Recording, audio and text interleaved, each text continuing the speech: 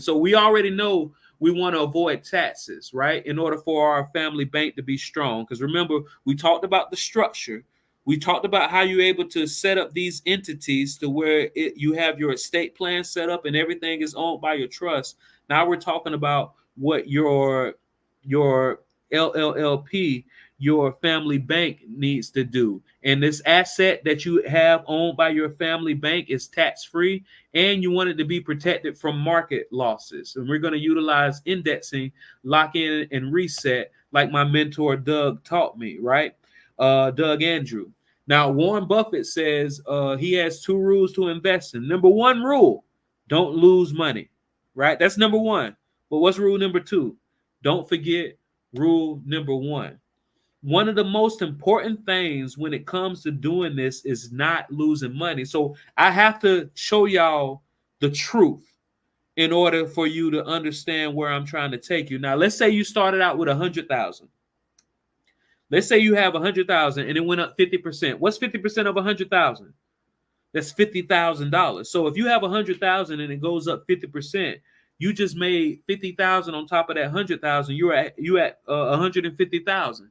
And then so it goes up 50%, goes down 50%, goes up 50%, goes down 50%. That means you just broke even, right? Wrong. See, you have to pay attention to what's called the internal rate of return.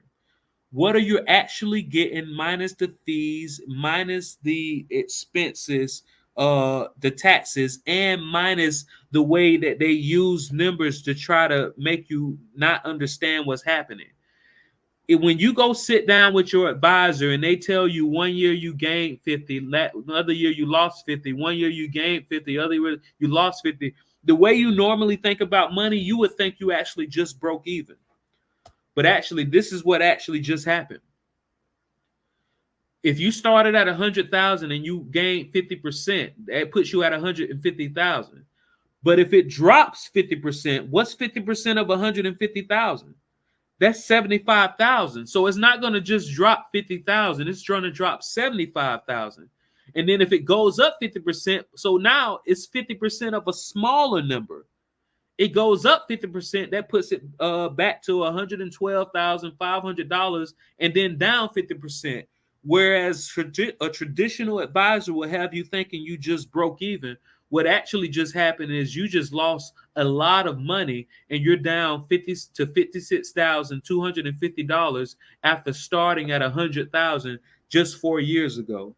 You want to eliminate the losses. And just to double down on this. So what does this mean?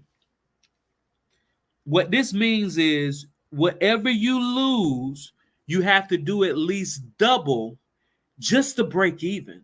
Before you can even talk about now you're starting to earn profit, you have to do at least double just to break even. And let me explain that. So if you started with 100,000 and you lost 50%, what's 50% of 100,000? That's $50,000. So if you started 100,000 and you just lost 50%, now you're down to $50,000. What's 50% of 50,000? 50% of 50,000 is just 25,000. So that means if you just go up 50%, you're only at 75,000. What that means is whatever you lose, you have to do at least double to break even. So if you lost 50%, you have to do at least 100% to break even, because the only way that you can get from 50 to 100,000 is by doubling it that full 100%. So remember that whatever you lose, you have to do at least double to break even. So let's look at this. These are real numbers, everybody, from January 2000 to March 2020, right? So in the first year, 2000, the stock market was up 8.97%. Great, right? But then the next 3 years, first year, negative 2.04%. Next year, negative 17.26%. Next year, negative 24.29%. Over those 3 years, it was a total a loss if you had your money put directly into the market of directly into the indexes of 43.59%.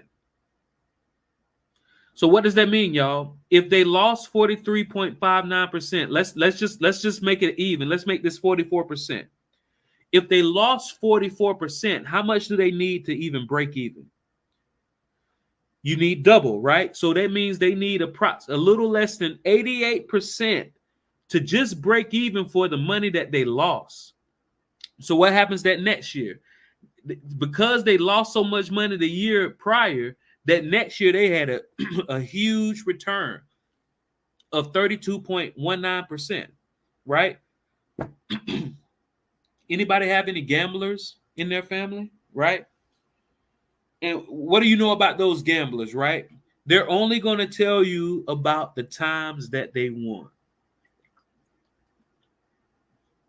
They're very rarely are going to mention the times that they lost at the casino. So what's going to happen is that person that you know that has their money invested directly in the indexes, they're going to come to you and say, hey, I just earned 32.19% this year. I did great. Because once again, they don't want to think about what they lost, and they probably don't even realize they have to do at least double to even break even. I just made 32.19%, but guess what? Over the next 4 years, it only went up 57.34%. After the 32.19, it was 4.43, then 8.36, then 12.36. Then immediately after that, negative 4.15%, negative 40.9%. Once again, they haven't even broke even from when they lost money in the beginning. Now they're just when they started to climb out of it, they had to experience another loss. So just to let you know, I'm not saying you won't make money if you just sit your money in the indexes. Because guess what? If you started with $100,000 and you followed these gains and you had your money directly in the index, that 100,000 would have grown to $191,237.41.